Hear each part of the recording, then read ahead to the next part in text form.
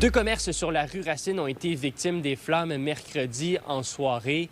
Et c'est la terrasse située à l'extérieur, derrière en fait les restaurants Bistrot D et la petite sortie qui a été atteinte. C'est grâce à la vigilance d'un passant sur la rue Racine que les services incendies de Chicoutimi ont pu rapidement intervenir. Fait qu'il y a quelqu'un qui a vu la boucane en arrière, puis ça sentait. Déjà, nous autres, on avait trouvé que ça sentait.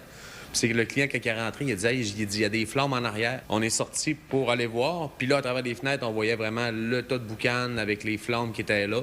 Fait qu'à partir de là, là, j'étais remonté en haut, les polices sont arrivés. Fait que là, on a réussi à ouvrir la porte. L'incendie a été déclaré criminel par les inspecteurs du service de police de Saguenay jeudi en cours de journée. Pour les commerces directement touchés par l'incendie de mercredi soir, les enjeux sont grands, notamment pour le Bistrot D qui a rencontré de lourdes pertes en raison notamment de la fumée qui s'est dégagée de cet incendie. Bistrot D, lui, c'est un peu plus... moi, je pense que c'est même un peu plus problématique parce que lui tu sais, il fait de la charcuterie aussi. Et il y a de la fumée qui est rentrée dans sa salle de C1. Fait que tout au complet, toutes les charcuteries qu'il y avait là-dedans qui étaient en préparation, en séchage, ça va tout aux poubelles. Parce que, tu sais, c'était en contact avec une boucane qui est non saine, de produits chimiques, mettons. Fait que lui, il est obligé de fermer. Malgré tout, les pompiers ont pu rapidement intervenir et contenir le feu uniquement à l'extérieur des bâtiments, au grand plaisir de tous. Moi, hier, en plus, j'avais un événement privé. Le restaurant était complet, les 3 étages. J'avais 110 personnes ici dans la bâtisse. Puis quand ça a décollé, à un moment donné, les policiers montent, puis sont comme genre... OK, on donne 5 minutes pour savoir qu'est-ce qui se passe, sinon, il y a des chances que vous soyez évacués. Fait que là, nous autres, on était très craintifs. Moi, ça me tentait pas vraiment, tu sais, de briser la soirée, de la situation et tout ça. Dans le but d'appuyer ses collègues commerçants, le copropriétaire de la boîte de nuit, La Nuit des Temps, a pris l'initiative d'organiser une soirée bénéfice le 28 mai prochain afin d'accumuler des fonds pour aider aux réparations. Sur un coup de tête, là, on leur a pas demandé parce que souvent nos voisins sont très humbles et fiers, donc ils veulent pas recevoir de l'aide.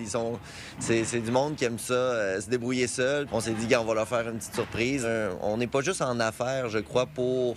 c'est pas juste une question de profit, c'est une question de pouvoir changer un peu, de pouvoir faire la différence. Ça semblait tout naturel de faire cet événement-là. À Saguenay, Louis-Mathieu Corneau pour Nouveau Info. Au hockey, la série finale pour le trophée Gilles Courteau de la LHJMQ est à égalité 2-2. Les Saguenayens ont signé une défaite au 4e match. Chicoutimi a laissé filer une avance pour un 2e match consécutif. L'équipe naît 3-1 à mi-chemin en 2e période grâce à un but spectaculaire du capitaine Emmanuel Vermette devant une foule en liesse au centre Georges Vézina. Mais c'est devenu très tranquille lorsque les Wildcats ont compté 3 buts sans réplique pour se sauver avec la victoire. Le match numéro 5 va se disputer à Moncton vendredi. On se parle plus de comment ça fait mal de perdre, puis on veut pas reperdre. On veut vraiment amener notre meilleur game prochain match. Des momentum swing à l'intérieur des matchs, quand c'est 2 bonnes équipes comme ça, il y en a inévitablement. C'est d'essayer qu'ils te fassent le moins mal possible. C'est une game à la fois, puis on continue tout ça.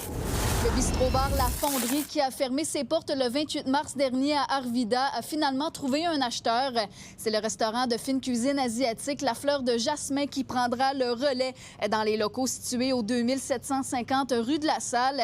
Il s'agit d'un retour pour ce restaurant qui a existé jusqu'en 2012. Lorsque Marie-Pierre, la propriétaire du bistrot-bar La Fonderie, a annoncé la fermeture de son restaurant, tout de suite, j'ai vu comme l'opportunité de réouvrir un restaurant. Tu sais, c'est pas quelque chose qui m'avait nécessairement passé par la tête, mais je trouvais l'emplacement tellement bien, puis à proximité de mon autre commerce, je trouvais ça facilitant. Je me suis dit, qu'est-ce qui pourrait être là? Puis là, ça a fait ding-ding.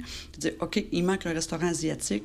On ressort les livres de recettes, puis on réessaie la formule là, à nouveau. Ce ne sera pas quelque chose de festif, mais ça va être quelque chose de détendant où est-ce que les gens vont venir partager un repas ensemble, prendre un verre, avoir des belles discussions. On va s'entendre parler, on va profiter des saveurs dans l'assiette. Puis j'ai déjà 7 employés qui étaient au bistrot-bar La Fonderie qui ont décidé de suivre puis de poursuivre avec moi. Je suis vraiment contente de tout ça. Puis on va également être à la recherche de quelques autres employés pour compléter l'équipe. La nouvelle propriétaire a annoncé le tout mardi via les réseaux sociaux, publication qui a généré un fort engouement de la part de la population. L'équipe qui sera en place prochainement s'assurera de ne pas dénaturer les recettes ni même l'ambiance qui auront fait de cet endroit un restaurant mythique et surtout grandement apprécié. Je m'attendais quand même à ce que beaucoup de gens soient contents puis que ça n'en parle, mais jamais que je me serais attendue à ce point-là.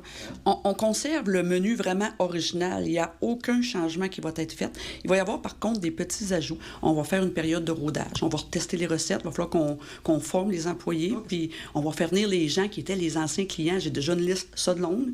Les gens vont venir tester puis nous confirmer. Ah, c'est exactement comme dans mes souvenirs. Mais je suis confiante, tu sais, j'ai les recettes. Fait que tout va bien aller, ça va goûter comme ça goûtait. Je ne me pose pas la question, c'est sûr. J'espère que les gens vont être capables quand même de s'y retrouver puis de retomber dans leurs souvenirs comme ils l'étaient sur la rue Racine à Chicoutimi.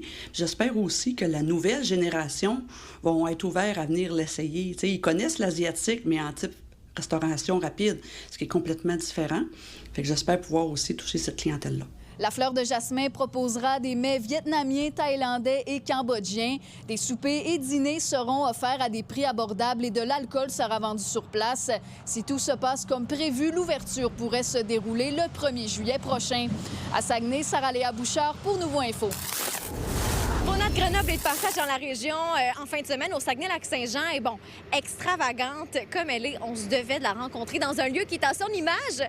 C'est pourquoi aujourd'hui, on est au Most Chicoutimi. C'est un salon de coiffure pour la rencontrer. Mona de Grenoble, aujourd'hui, Alexandre Ossan, bonjour. Allô, ma belle chum. Re-bienvenue Saguenay-Lac-Saint-Jean. C'est pas ton premier passage? C'est pas mon premier barbecue. Je pense que ça va être ma 4e fois en tout et partout dans la région. Puis tu le fais déjà, ton spectacle, ton One Mona Show. Ouais, ce spectacle-là, je l'ai déjà fait une fois. Là, c'est ma 2e avec le même show. On arrive rodé puis préparé. Préparé? Hey, on a même eu l'idée de mettre Dolbeau en premier parce que... Comme ça, je vais rester plus sage parce qu'à Dolbeau, à tous les fois, je finis au Vox à danser devant le mur, les yeux tout croches. Fait que on commence avec Dolbeau. Ouais, Dolbeau, il y a bien des anecdotes, là. On va rester... Oh, beaucoup. On va pas en dire plus. J'ai adoré Dolbeau. On est dans un salon de coiffure aujourd'hui. Oui. Question de coulisses. Tu traînes combien de perruques avec toi? J'entraîne combien? Ouais. Hey, là, j'aurais aimé ça te répondre que le troc est plein de perruques, mais j'entraîne une. OK. Les autres sont rendus en recoiffage, là, juste envoyé à mon coiffeur. Ouais. Comment ça... Il y a un coiffeur qui se charge de tes perruques? Il y a des gens qui font des perruques dans la vie. Ouais. Puis il t'y-repine, puis... Il repimpe, puis il lave, premièrement. Il repimpe, il lave le filet, puis il recoiffe, là. C'est important parce qu'elle mène une perruque, tu sais, voyager dans le truck, puis la mettre à toi le soir, l'enlever, ça... Maintenant, ça devient comme un genre de laine d'acier. Là. Fait qu'il faut que tu renvoies ça, se faire pouponner un peu. J'adore! Hey, je suis une police! Eh ben oui, elle est bonne. Puis moi, je suis bien porteuse encore. C'est sûr que t'as été dans un bon cas de Batka. Oui. Une apparition. Hey, on a assez de fun, là. J'ai aimé ça jouer avec Rita, là. Ouais? Ouais, parce que Rita, tu sais, la scène, t'as refait, je sais pas, une trentaine de fois parce que tu plein de caméras différents. Puis Rita, son but, c'était de me faire décrocher. Non. Fait que, tu sais, maintenant, on se pogne puis on se donne des insultes. Il y avait des insultes écrites, mais Rita changeait d'insultes à chaque prise pour me faire décrocher, puis ça marchait, là. Ça, c'est chiant. Hey, elle m'a traité d'octomum. Ils ont gardé cornet à 8 boules, mais j'ai eu octomum, j'ai eu, écoute, un paquet d'affaires. C'était drôle, là.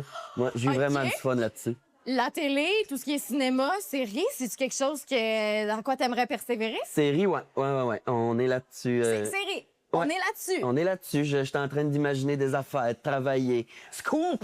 Je suis là dans ma petite tête à pitonner des jokes. Ouais. Je peux pas tout dire. Oh mon Dieu! Mais non, mais ce que j'entends, ben là, me suffit, non. J'aimerais en avoir plus, mais... Tu sais comment ça fonctionne? Des projets, on en pitch tellement beaucoup. Puis, ben là, le milieu de la culture, c'est ce que c'est. Là, les sous sont pas toujours... Est-ce que ça se rend toujours au...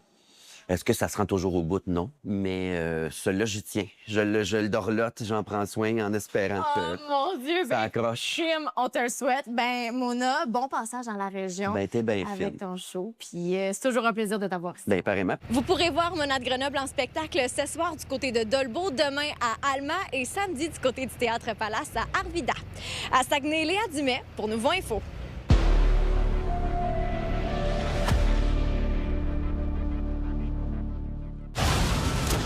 Le monde est en crise. Les guerres et les conflits se multiplient. Le champ des règles est un champ de ruines. Pour nous protéger, est-ce que le Canada doit développer l'arme nucléaire? Je pense qu'on pourrait avoir ces discussions. La meilleure protection contre le pire scénario, c'est de s'y préparer. Comme outil de dissuasion ultime face aux menaces étrangères. Tout a changé. Il faut prendre ça beaucoup plus au sérieux qu'auparavant. Tu me tapes dessus, je te tape dessus. Mais le Canada a-t-il vraiment la capacité de la fabriquer? On a accès à l'uranium, on a l'expertise. La participation de forces alliées à nos activités nucléaires. Ou d'accueillir sur son territoire les armes nucléaires de ses alliés. Est-ce que la France serait prête à sacrifier Paris pour Ottawa? Il faut arrêter de jouer avec la vie de tout le monde. L'arme nucléaire pour le Canada, une bonne idée ou de la pure folie?